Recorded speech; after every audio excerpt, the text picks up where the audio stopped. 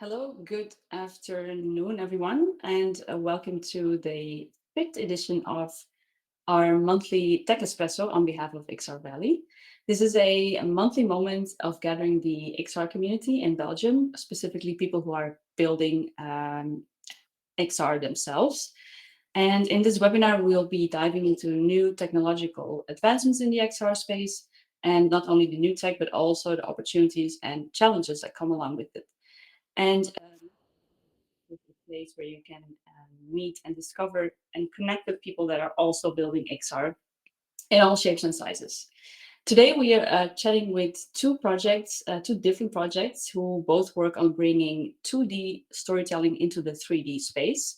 First, we have Mika and Daniel from ComicQuest, which is an app that's being developed for the MetaQuest specifically, in which you can experience comics in an immersive way. I'm sorry, this is difficult to pronounce somehow. And second, we have Jake from Valholo, who is specializing in interactive art, design, and visual narrative. And Jake built the world's first holographic comic. So the format of today is a little bit different than the ones that we had in the previous editions because we have two projects that are presenting both first individually, and after that we'll be going into a panel discussion about various aspects that influence their production pipelines. We'll also be talking about how to integrate AI, for example, and in general what the challenges are bringing 2D to the 3D space.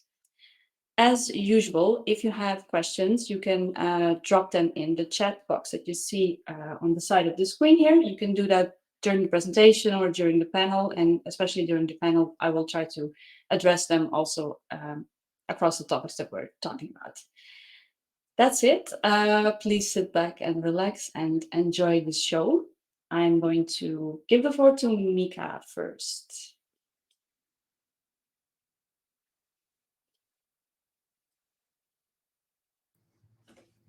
Hello, everyone. There we go. Check.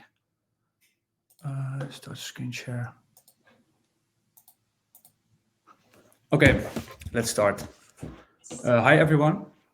My name is Mika. Today I'm going to talk about transformative AI in XR comics from MetaQuest.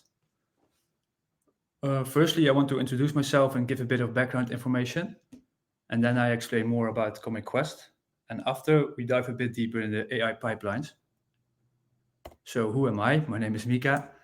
I live in Rotterdam. I'm from the Netherlands. And for my background, I'm a maritime engineer, and now I'm also an XR developer. I always wanted to travel the world and see a lot of countries, and I was good at physics, so I decided to become a maritime engineer. But turns out you mostly see a lot of water, so I didn't really enjoy it. That's why I also pivoted to XR developer.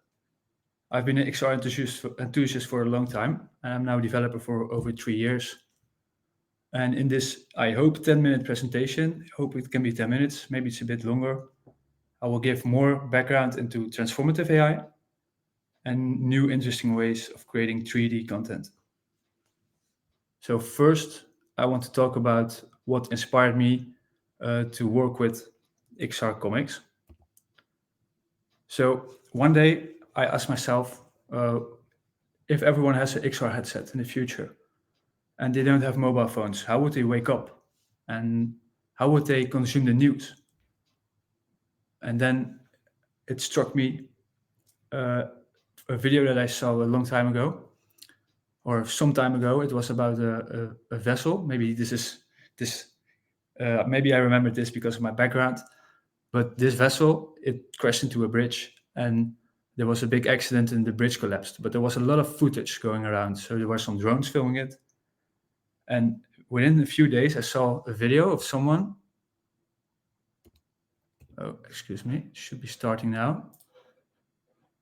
I will skip it a bit. So what you see right now is a Gaussian splatting. It's a 3D model of the reconstruction, only made with drone footage. So this was really interesting for me. And I thought to myself, whoa, wouldn't it be cool to read the news in 3D using a headset? Then I had some more thought about it. I thought, what would be the easiest way, or the first thing that would be in 3D that's also in the newspaper? And I instantly thought about comics. 3D comics are essentially already kind of mini universes. They have, of course, a big universe, like the Marvel universe, but each panel is like a portal to a mini universe itself. And also, a lot of VR users are also gamers, and a lot of gamers are also into comics and vice versa. So I thought there might be a good market for this. And I came up with the following idea. It's very rudimental. As you can see in the image, the top level is the input. And I thought with some AI magic, maybe we can get it to separate the layers. So we can use it with a parallax effect. So then it will become 3D. I like to go to hackathons, and I already signed up for one in Cologne. It was six or 7 months ago. And I pitched this idea to Daniel, who I met in the Discord. And he also really liked this idea. And I pitched it as well to Yola and Erika, whom I met at previous hackathons. And I was really impressed by them already. And they wanted to work with us on this idea. So we had a team, and we executed it. And it went pretty well because we won the second prize, but we still won. So to give you a short idea what Comic Quest is. Comic Quest basically is a mixed reality comic book reading app. And in this app, you can read comic books that are already existing, but in a more 3D and immersive way. So after we won the hack, we kept working on it because we really liked the project, and we also had good team dynamics. So we wanted to go on. We've been to AWE to test it out with a lot of people, everyone who wanted to try. We've also been to Comic-Con in Brussels to get as much feedback as possible. Now I can show a bit of a trailer that is a bit outdated, but this is how it looked like some months ago.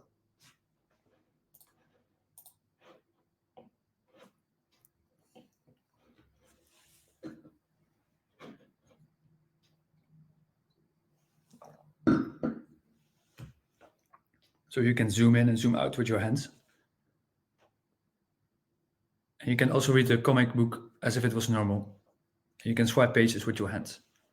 So it's already, like I said, it's a little bit outdated already. I will skip to the next one. Okay. Okay, let's take a step back first. Now I want to talk more about AI and what it is. What is transformative AI and what is generative AI? So transformative AI is a very broad concept, but basically it's AI that has the potential to radically change industries, economies, or society by significantly enhancing or replacing human capabilities. So this is the big disruptive type of AI. And then there's also generative AI. And generative AI can become transformative AI, but not per se. Not all generative AI reach that level of impact. And Gen AI is basically to generate new content based upon an input. The input can be text, images. You probably already know this, if you've all seen it. But now I want to zoom in a bit on transformative AI and storytelling. So when does AI become transformative in storytelling? Transformative AI is not just about generating more content. It's more about revolutionizing our relationship with that content without generating new types. So one example of transformative AI is the transforming of the format of the content. So with AI, you can change the format of a 2D page to a 3D scene while keeping the storyline and the content intact. So it's the same story in a new format. This new format also opens up new interaction paradigms. For instance, when you read a comic book, you're reading the pages like a normal book, but in 3D it completely changes while it's still the same story. So another important topic is accessibility. because using AI to increase the accessibility of content is also seen as transformative.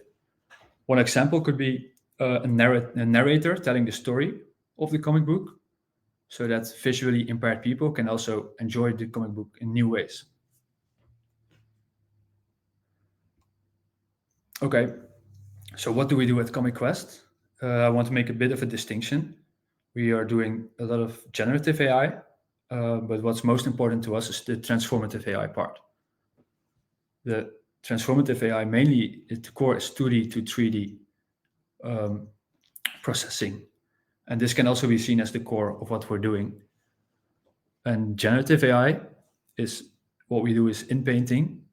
We make animations for comic books. We also generate skyboxes and soundscapes and sound effects eventually.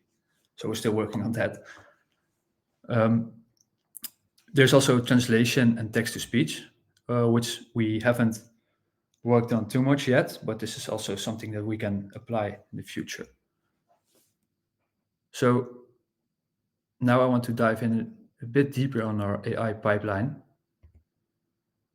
I think a lot of people already understand this, but I want to highlight the core principles. So an AI pipeline can be seen as a kind of an assembly line with machines, where the machines are the models, and for instance, the cars that are going through it can be seen as the data, or in this case, the images. So for pipeline tools, there are different ways you can build an AI pipeline. One very popular one is Comfy UI. This one is at the top. It's a node-based system, and it's very good for prototyping. You can also share a pipeline to someone else or download some. But if you want more precise control, it's good to use Python. Then in that way, you have more control about the whole pipeline. So for models, there are a lot of models. You can download them on Hugging Face. There's also a tool for that called Pinocchio. I can also share it later, which only downloads the absolute needed things that you need, because otherwise your computer gets cluttered. There are different types of models. So we have computer vision models, which we also use. As you can see on the right side of the slide, there are language models to understand the context of what the computer vision model is looking at, and generative models, for instance, for generating text or generating sound effects. So that's not enough, because you also need training. Not always, but you can use models out of the box, but you can also train them if you want to have more control over the output. This can be done with RoboFlow, and basically you are deciding what the output should be, and with enough data, it somehow will work. Okay, so that's the core principles. Now I want to talk about what we're doing with our pipeline. So, like I said before, the core pipeline is about the 2D to 3D conversion, and everything else is extra. Because if this part is not working correctly, then it doesn't make sense to do the rest. We've had different types of pipelines. I think we are at version 8 now, so it's a lot of trial and error. But right now, we start with a comic page, and the comic page has panels. We use the Detectron, which is a nice name, I think, for a model. We use Detectron to find the outlines of the panels. And then when we have the bounding boxes of the panels, we can separate them. And with those panels, we have a sorting algorithm that sorts them from left to right, like a normal comic book. But this only works if it's a normal comic book. Sometimes it's different, but that's an outlier. When we have the sorting done, we zoom into the separate panels. We use YOLO V8 to create another object detection mask around the important things in the panel. And that's also a thing that you can train. For instance, you can train to focus only on characters or only on animals, for instance, cows. And in that way, you have more control. So when we have a background, when when we have a background detected, like a UFO, or if we have everything detected, we need to cut it out. And for that, we create first a mask, and then we cut it out with SAM, segment anything model. We use the cutter only. And when that's done, we have the segments left. So with the segments, as you can see to the right, is almost the final part of what we need. But before we extract the segments, we do another thing, which is deciding the depth, because it's not enough to just only have the panels or only have the segments. It's also important to know the order in which you need to, you need to know the order. So for that, we use depth anything. And when that's done, we create a JSON file, and along with all the content in the folder structure, and that folder structure we load into Unity. Here you can see a video as well, how it looks like. It's not a very good quality. So on top of this, we also add a parallax effect to make sure that the user sees extra depth. With the parallax effect, basically is the layers on the front move at a different speed than the layers on the back.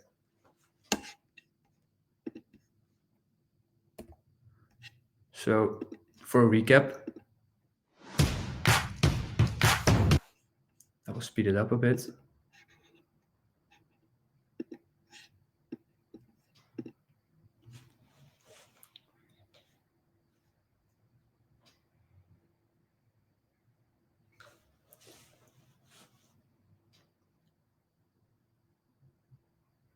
That's really fast, but this is what I just thought.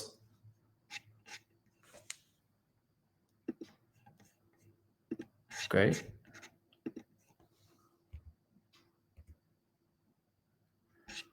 One second, need to see where I am.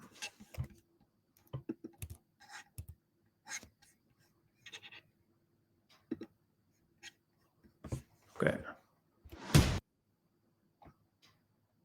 So now I want to show you some examples of what else we also did. Because this was the basic pipeline, but we have more to show. We also tried experimenting with skyboxes. The skyboxes are generated based on the background layer, and we add extra content that describes the scenery of that specific panel. This is all experimental, by the way.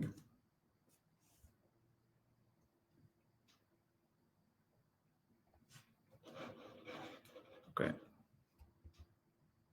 Another thing that's important is when you cut out the layers, there will be holes in the layers in the back. So if you don't inpaint those layers, it will be immersion breaking, because it's nice if it's 3D that you can look behind a panel, but if it has holes in it, then it's like, oh, there's nothing behind this layer. So it's important to inpaint the layers. We are also a bit experimenting with it, but this is a nice showcase of a comfy UI panel.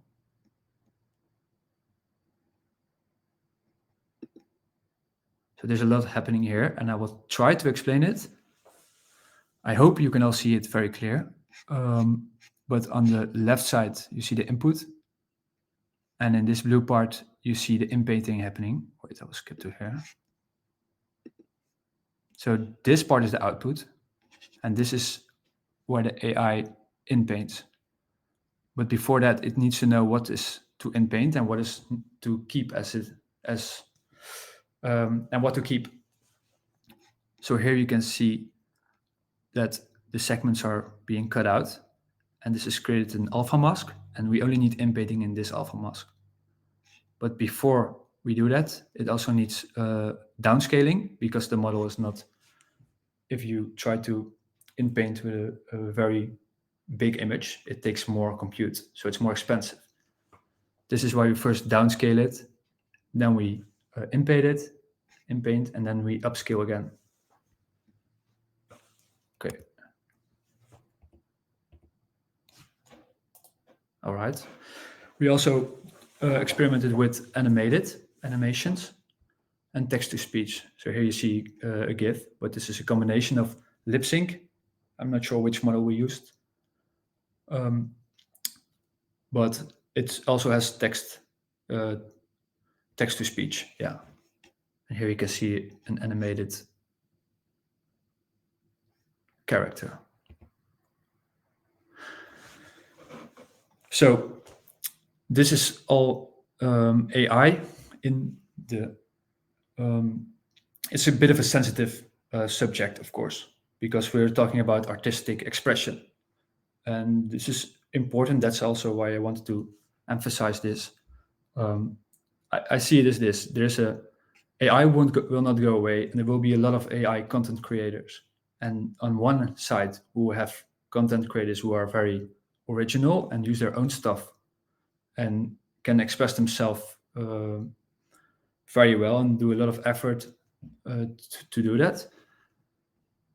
Like really individual creators. And on the other end of the spectrum, you have content creators with AI that just ask GPT for a nice story, and that story they will be uploaded to 11 Labs. They will make some kind of narrated voice, and they will create some videos and add a Subway server underneath it and put it on Instagram, for instance. So we try to be way on the left side, and this is why we also want to talk with publishers and individual creators on how we can integrate it as much as possible. And ideally, we only want to use transformative AI at Comic Quest and as less generative AI as possible. So this was my story. I hope it was interesting. And if you have any questions, you can also reach out or ask them later. So yeah, that was it for me.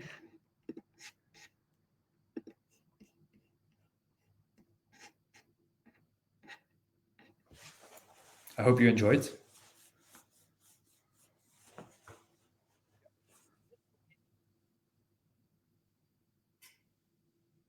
Hey, just joining you here on stage because thank you, first of all, for your presentation. Was and, some chat that's maybe good to address now, and then we move over to Jake and jump into the panel.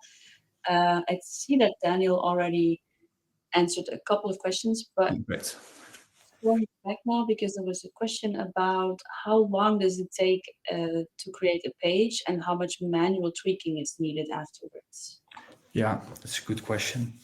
So the generation itself doesn't take too long, but it depends on the manual tweaking indeed, because right now there are a lot of outliers in comics.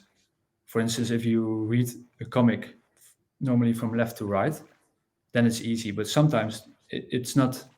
That's not the case. Sometimes the comic is all over the page, and those are big outliers, and those take a lot of time. But the generation itself should be really fast. That only takes it's like seconds. But that's for the 2D to 3D conversion. If you want to generate videos or animations, that's way longer. That's way heavier. Cool. I think we are going to move to Jake now, and we can chat a little bit more about technical pipelines after this. But we're going to first look into what Jake's bringing to the table. Thank you so much, Mika, for now, and we'll see you back in a couple minutes in the panel.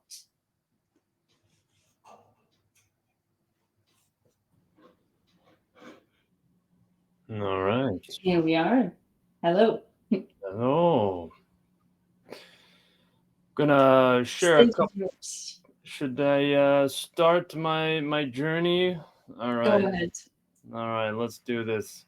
I'm just gonna share my screen real quick, and we'll talk a little bit about designing for depth and spatio-temporal media. A lot of what we do as creators, it tends to sort of end up on a screen of sorts, and there's a little bit of an issue with tangibility and sort of living out our experiences in a more tangible manner. So the screen has been an issue, obviously, for quite some time. It's actually kind of amazing that we still use screens. If you actually think about the evolution of a lot of other technology and the sort of progress that's taken place historically, and how certain inventions have evolved. So yeah, I think XR in general is a great way to sort of get our touch back.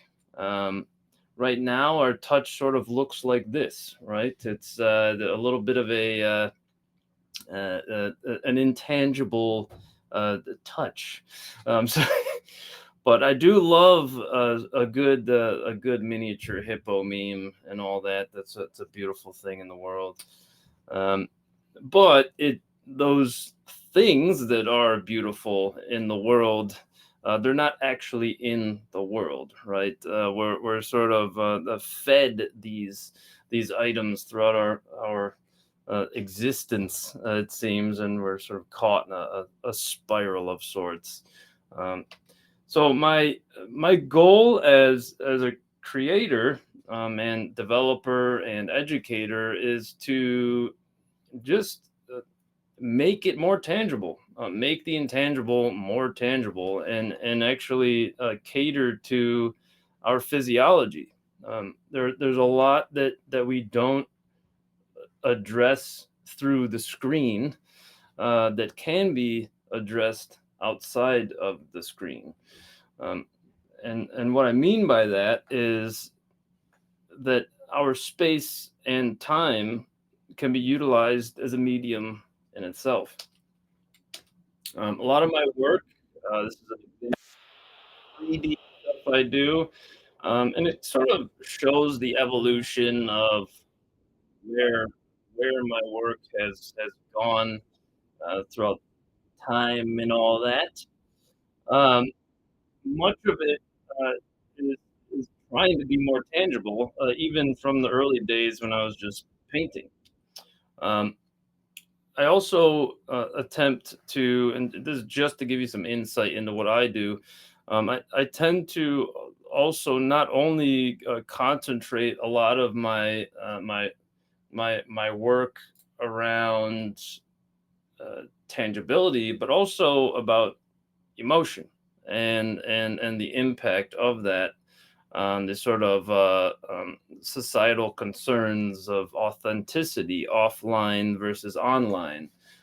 Feels was a project I did a little bit back that uh, really gave a good sort of marriage between much of my artwork and also my developer work, um, giving rise to a relationship between the physical and the digital, but also looking at different emotions across the world in real time, and populating those visuals as Jungian archetypes um, for the viewer to experience, and ultimately gauging the difference between online authenticity and offline authenticity, uh, based on the data, the emotional data that was found within Twitter posts that were sort of, and that API is no longer available, as you know, we've all sort of maneuvered over to what is now X. So just a little bit on that. And finally, I mean, the most recent stuff that I can offer here to you that displays what I do. I'm at this point also very much interested in designing for consciousness, and that's something I hope to actually address a little bit as I sort of educate myself further and develop more for AI. This piece is called Oh Charles, and it talked about our human evolution. Obviously, there's a little bit on Sisyphus here, and how our overall beings are actually developing and burgeoning into something a little bit different than maybe what we intended.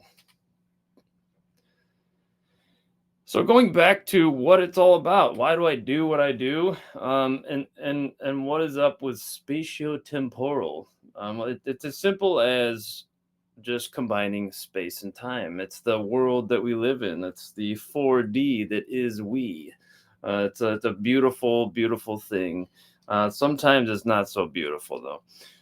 But I'm very much interested in things like Comic Quest, right, where we're actually trying to make that digital realm a little bit more tangible. Um, the Looking Glass holographic displays tend to do that very well, especially with the added leap motion, of course. My friend Nikki here is just playing with some rubbery toys inside of it. The first holo comic I created was in 2019. A little bit of me here.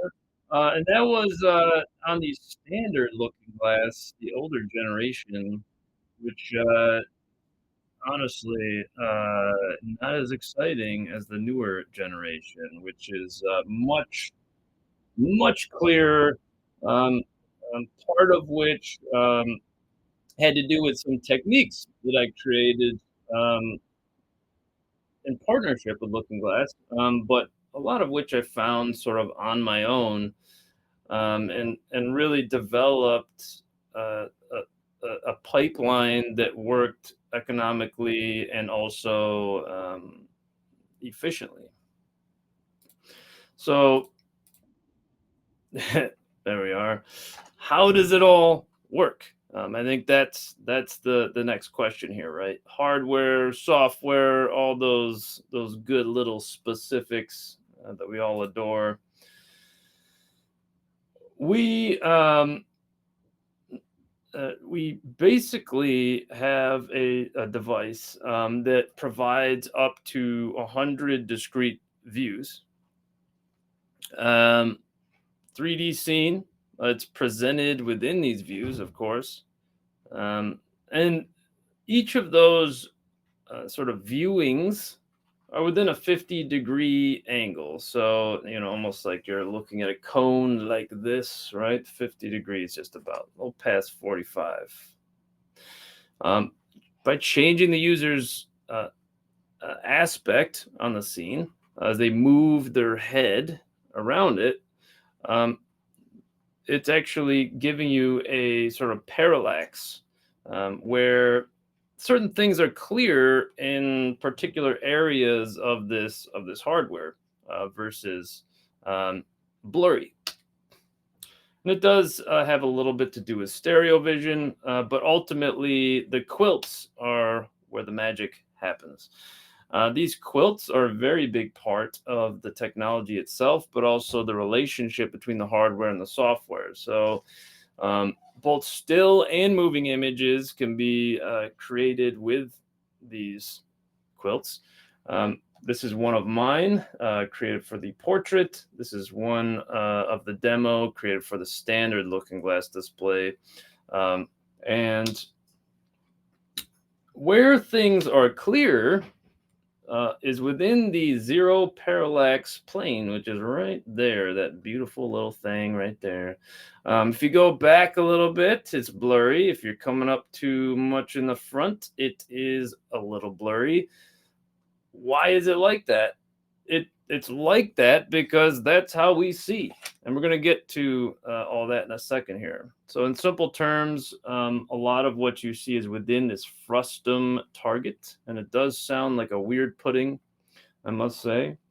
And ultimately a frustum is just like a triangle with its head cut off. It's just a strange shape, but beautiful, and it does a lot for cameras. So optics are the king here. Near clipping planes, far clipping planes, and the like. A little bit of my most recent published holo comic, Aphid Through the Looking Glass, where you can kind of see the 3D effects uh, live. I did one of the beautiful things about this is that you can actually, utilize the parallax and the depth to such an effect to where you're really catering to looking into a possibility to look inside of something and maybe peek around the corner, right?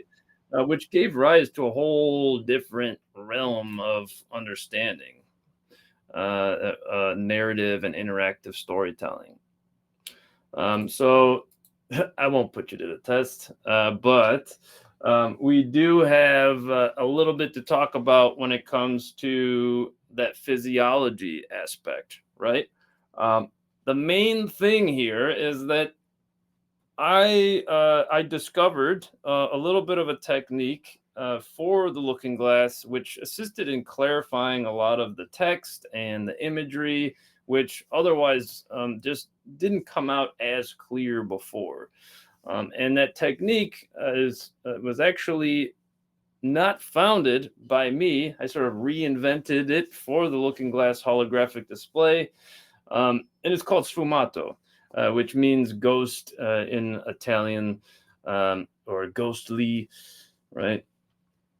Leonardo used it a lot, and I'm going to give you a little demo here today. Watch this lovely interactive animation. So Mona Lisa, of course, we all know this human, but we don't actually know the human. We're not really sure. Could be Leonardo's face hidden in there. We don't really know. Point is, we're going to go through the background, the midground, and all the way up to the front. And I want to really address certain things that have to do with sfumato, but that also relate directly with the clarity within the zero parallax plane of holographic displays. Right here in the back, that's going to be when it comes to painting, that's how I would address a layer. If it's far back, it's going to be blurrier. There will be less clarity, less resolution. And the midground will have a little bit more resolution, right? And, a little bit of blur, of course. In that mid front, we'll see a lot more clarity. And then you get to the subject a little bit further, and the less important things may have blurrier edges, but are still clear. And the most resolute, the most clear, being the concentrated, mysterious face of a Mona Lisa. Basic use cases, right? When it comes to the display, we're really talking about like the furthest object should probably, and this is actually my technique that I utilize, and that actually assisted in a lot of the clarity that comes about in these displays, or fixing the lack of clarity rather. The zero parallax should be some kind of, right behind it rather, should kind of be a sprite of some sort, right? Something that actually is just an image, a two-dimensional plane, perhaps, something that describes something like a background, but that's actually 2D. Secondly, the 2.5D area, you sort of bring that up a little bit more towards the front, sort of like a pop-up book, if that makes any sense.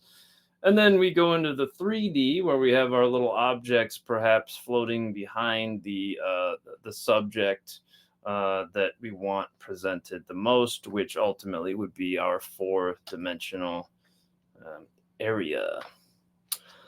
This opens up a whole new world for comic books, right?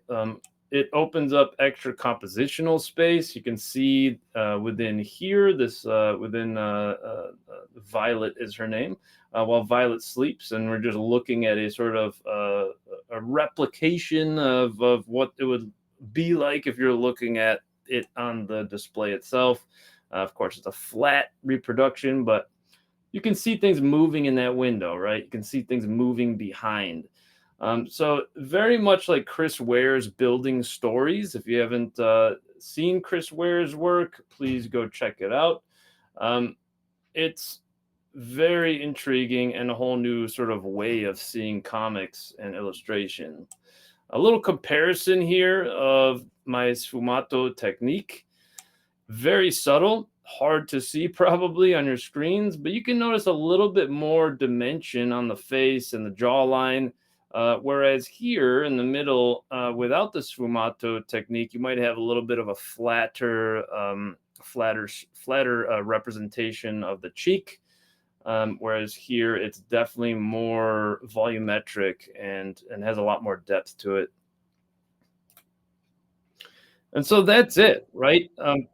It's all for tangibility. It's all for identifying what are we missing in this new world that we've created, right? I think we're flying a little bit blind, and we're doing ourselves a disjustice by not taking advantage of a lot of the new tech that's out there and not actually adopting some of these more tangible digital realms. And that's it for me. I do want to take some kind of note of sorts, if I may, and maybe get some questions from people.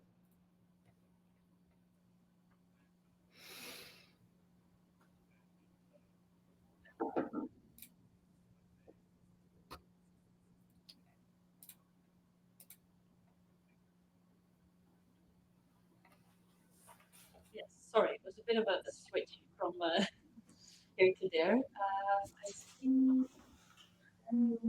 Jake. Yes. Hello. Let's see if we have some questions. There was a chat going on. Absolutely really cool.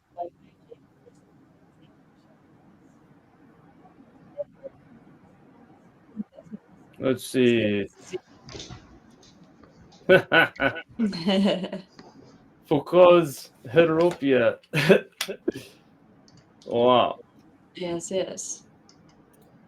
I think most of it is covered. So I just wanted to check back in with a couple of topics that you both already tapped into during your presentations, but I would like to get both of your perspectives a little bit here, because first and foremost, we're kind of working with you're both working with a very traditional medium, which is comic art. And as you probably learned, as you shared with me before, there's the traditional audiences of comic books are also very attached, so to say, to that type of medium. So I'm sure there's like challenges, but also opportunities that come along with bringing that type of medium really to the 3D space. So I just wanted to ask you what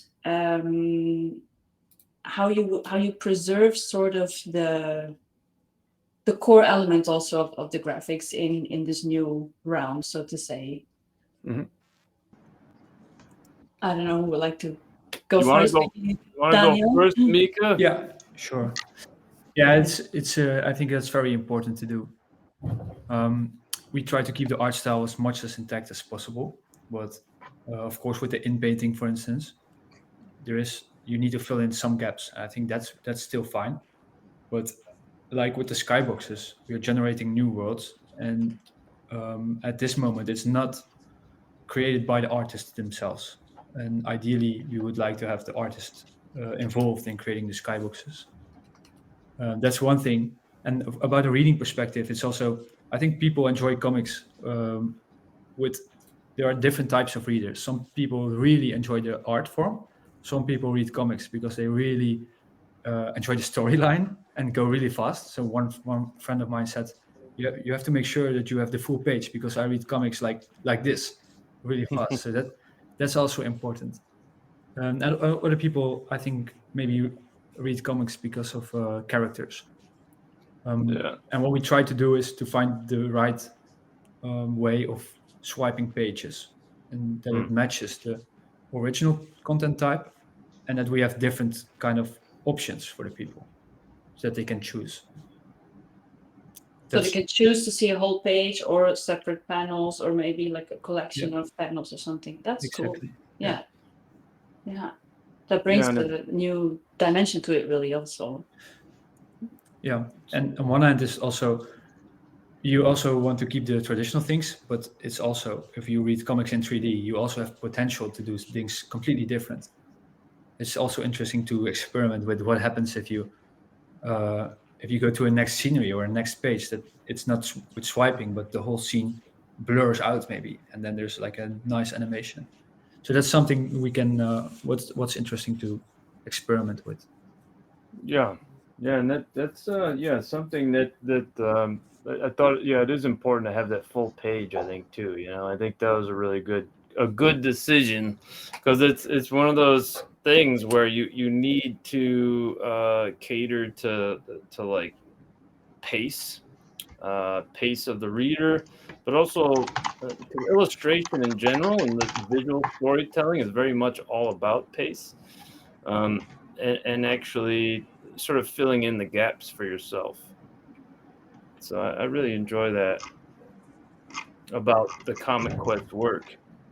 Um, and I think also it addresses a lot of those sort of physiological things too that I talked about in regards to just kind of like letting the eye see the way it sees, using parallax to cater to certain depth qualities, and perhaps even underlying narratives that could remain hidden and then explored in various ways through that parallax.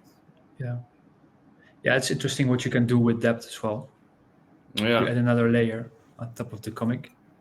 You can. and the yeah, I mean, and you're also we're really trying to. I feel like both of us are really trying to focus on retaining that essence of the comic book, and that experience, and it's really hard to do. I mean, I wish I could smell the pages.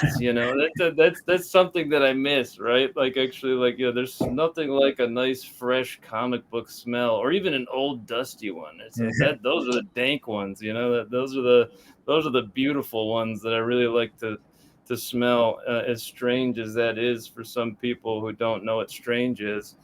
But yeah, yeah, it really does. It really is important to also keep in mind, like innovators in the space too, like Scott McCloud, and just using things from those more academic comic book creators to foster change, but to also make sure that those techniques are still used within our software or hardware, etc. Yeah, So yeah, absolutely. Yeah. I can that's a good also way to keep see, the essence. Jake, sorry, I interrupted you. Oh no, you're good. I'm done now. So I wondered, like, as it is such a traditional art, and it's also maybe it opens up sort of a new way of engaging with like older techniques, like in terms of interactive. Yeah. Can you share a little bit about that? How you see that, or how you would try to implement that, or how you encounter that in the creation process? Jake, you want to go first now? Sure. Yeah, as far as like the interactive techniques go, I think the main thing that I focused on is and I actually kept my interactive techniques very simple. Just press a button on the side of the display and it moves forward, it moves back, and then some scene or page selection menu. But I've also explored things like leap motion, which you saw, definitely pairs well with the holographic displays, and it emulates a little bit more tangibility, of course, but it's something that just isn't quite where I want it yet, right? So I actually relied a lot more on the sort of inner interactions of the reader.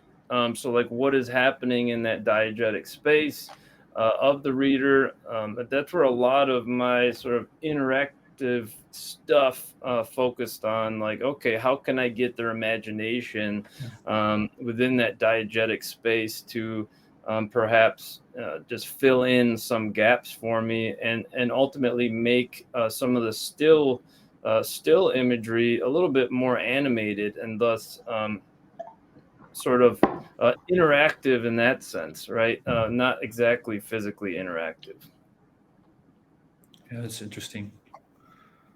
Yeah, I think it's also a bit about the details, right? Because if you're reading a comic page or a book, it's if you like a story, then maybe someone would just read a book, but you also have a comic page because you want to explore the world inside and all the small details and the moving parts, like you say, the animation. That's really interesting, and I think that really adds to the. It can really add to the engagement as well. Yeah. That's cool. We also, what also I think is interesting is with normal comic pages you don't have sound, and Yes. in Yes. VR you can have sound, and sound is really immersive. It can really make a Right. difference. I think Daniel, we also created one soundscape for Atomic Yeah. Bomb comic, Yeah. and that one was so intense. I was trying it out, and it was generated. Felt like I was really at the battlefield. This is overpowered. Amazing. How you cannot use this? Talk about the- immersive. Yeah, the cool thing about this was that it also was like the skybox is totally created automatically with the help of a LLM, something like GPT, but it runs locally.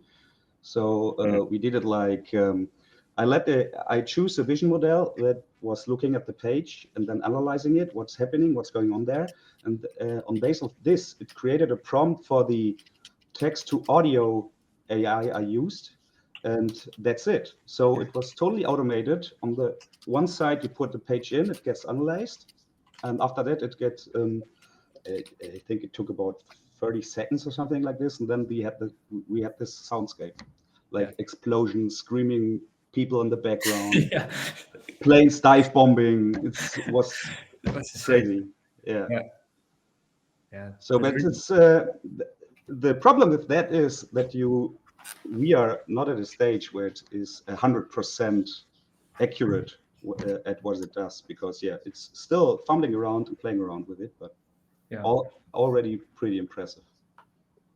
Yeah, I mean, I really love what you're all doing, and it's like it's something that you should definitely involve me more in. I'm gonna Because force clear you. collaboration must happen. Yeah. Yeah, I really appreciate all of it, and I think with like the sound thing, I felt like when I was creating my experiences with the Holo comics, I felt like the sound actually it sort of took away from some of that diegetic stuff that I was talking about, like filling in the gaps, the gutters between the panels. Like I feel like it kind of took away from the comic book experience itself. So I tried to balance it, because obviously I had sound as well. But I tried to form some kind of balance, and it was really difficult to sort of gauge, like, what should what should the user be imagining at this point, and what should I give them and what should I not give them. So that in itself is going to be an interesting task for, I mean, both of our works, and just identifying like what is that balance, because you don't want to take away the magic that is the reader, I guess. Absolutely. It's like no, go ahead, Daniel. Yeah, I think we will approach it with Comic Quest in some kind of layered immersion. So the user could choose itself how There you deep go. he want to immerse himself. So like, okay, I just want to read the page, or I want the additional skybox, or just the LOT. It's like we have a technique that I think Mika can explain the LOT later a bit better. So but the core functionality is the user could choose itself how deep he wants to immerse himself. So just freedom on how to consume. That's cool. Yeah. Mika, you had something to add though? Yeah, the LOD part is the light lookup tables. So it's like restyling your you see through a Quest, of course, you see the real world, but you like a normal video or like a normal image, you can put color corrections on top of it. So when you're reading something spooky, you can make everything really dark. Also And- the environment. Yeah, exactly. Yeah. Okay, yeah, awesome. And this is one step in that direction, but if you take 10 steps in this direction, you could be in your house that's totally generated based on what you are reading. That's Yeah. also insane. I mean, we're far from there, but it's possible. I mean, I could see it happening within like, it's kind of crazy to think about, like, but within like 7 years or something, 7 to 10 years, I can see something to the effect of where like that spatio-temporal aspect I talked about is like truly spatio-temporal and like with limited gear necessary type of thing, you know?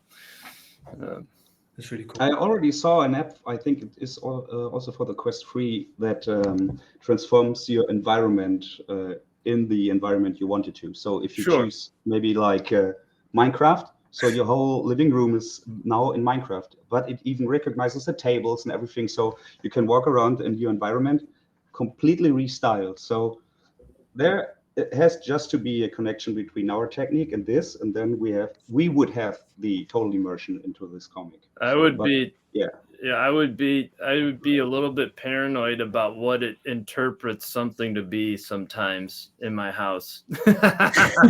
Yeah, and you suddenly run into a knife or something. Yeah. I have some weird things in my house too, you know. Yeah. Yeah. I'm waiting for that then. That will be interesting. One day, yeah, One day. we'll have to do a screen share on that one. Please do. I feel this needs to follow for sure. Amazing. We have to be a bit wary of the time. I think we could chat way longer than this about it. Maybe there's one more question for us together to address that I would like to have your viewpoint on is, obviously this comics are one type of 2D media that could be transported to the 3D space. But this for sure has implications for other types of 2D media as well. And as well as, there's lots of potential for comics already. So could you share, sorry for this Harry bubble over here. Could you share some of your ideas or perspectives on this, how the techniques that you're using could also be adapted to other types of 2D media and what the future might look like, to be very broad? Yeah. Yes, totally. I think, yeah, I'll dig into it. I think, it's interesting because, like it would be nice if it was a little bit more seamless, a little bit more, which it's I think it's getting there, especially with Comic Quest's work. It seems like there's a little bit more of a sort of efficient onboarding of the 2D media, or at least it's getting there in some capacity. And the one when it comes to other mediums like just painting or just anything really, advertising for that matter, instead of a billboard, I think there are certain techniques that you can utilize that could sort of extrapolate and make them a little bit more tangible in a digital space, some of which have to do with just extracting certain details, and feeding that depth to whatever it is you're trying to create. But I don't know. What do you think, Mika? As far as what's your stance, or Daniel? What's your stance on all that? Yeah, it's interesting points. You point. I think that it can be used for a lot of things. As it is right now, it's not live or real time, so it's all pre-processed. If it's live, that opens up like a complete world, for instance, on ads as well, on many things. But for pre-processing, I think it's also interesting to watch education, because we pitched the idea as well at AWE, and we had some people from a company, Redbox it was called, I think, and they did a lot with education, and they said there are a lot of children needing the impulse of XR to to to have the kind of attention that they like. So when it's 3D, they are just engaged with it and they save it better to their brains, especially with the Interesting.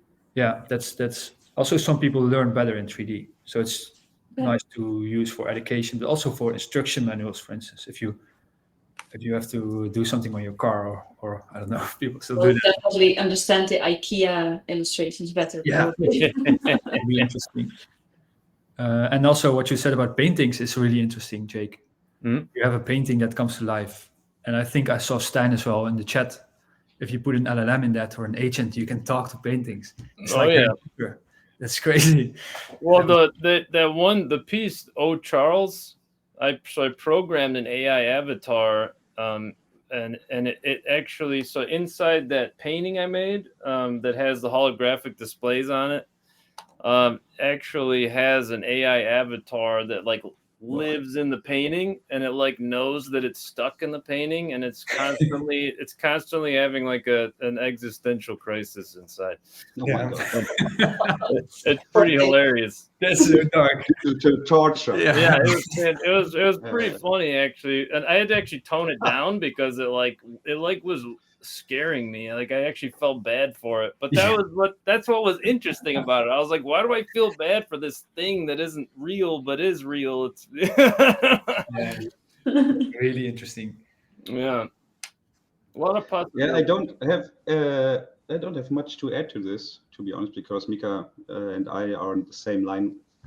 What's going on this? But yeah, I see the most potential in the educational sector, because with the AI agents on the rise, so we have the potential to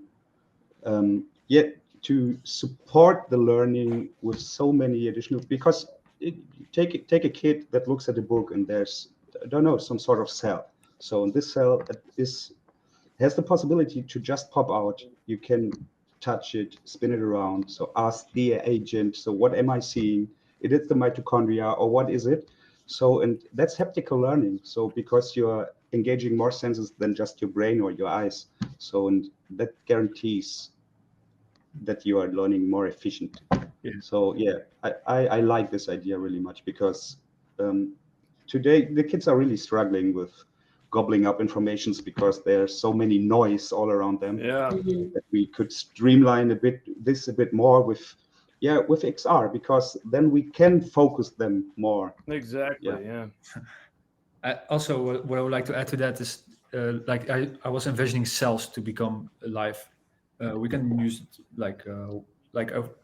how we are doing it now with the layers, but eventually 2D to 3D, like the real 3D models, is also very rapidly coming. I think there are already very interesting models.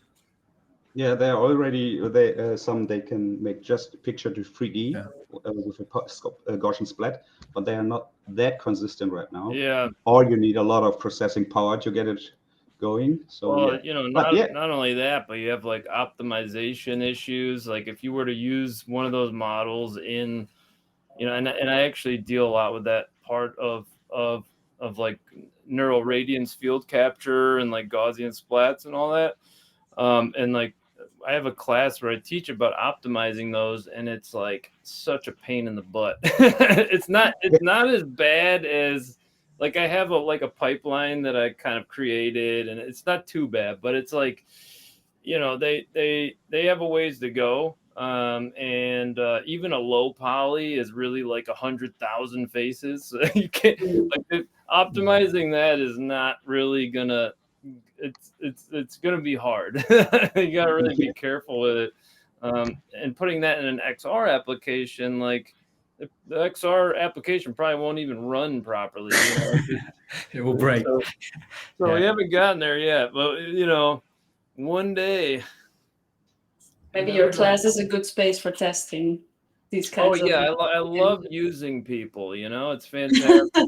I'm just kidding, but only students. Only students. Only students. That's ethical. I kid. No, awesome, guys. I think we have to close off because we are running out of time. I do want to say to you and also to the audience that I think there's still a couple of questions here in the chat that we haven't properly addressed. Yeah. I can connect, like send you those questions so we can have a sort of like a follow-up. I will also send to everyone who is registered for this event. I can share the socials of both the projects, so you can connect there as well and have a chat if you want. I also saw a question about asking for the slides. If you agree sharing that with the group, I can send it out to the whole list. Yeah, that'd be good. So yeah, if other questions come up later, please get back to us and we can connect you. Also, this episode will be available on our YouTube, and next week you will receive a link to that in the email later today for everyone who was registered here.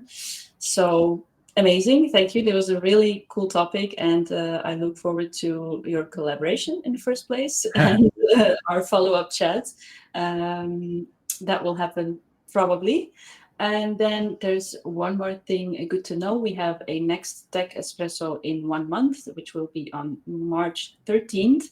And that will be about haptic tech. We're talking to Sense Glove, a project that's developing like gloves for that. I'm going to drop the link to that in the chat now, so you can register already for free.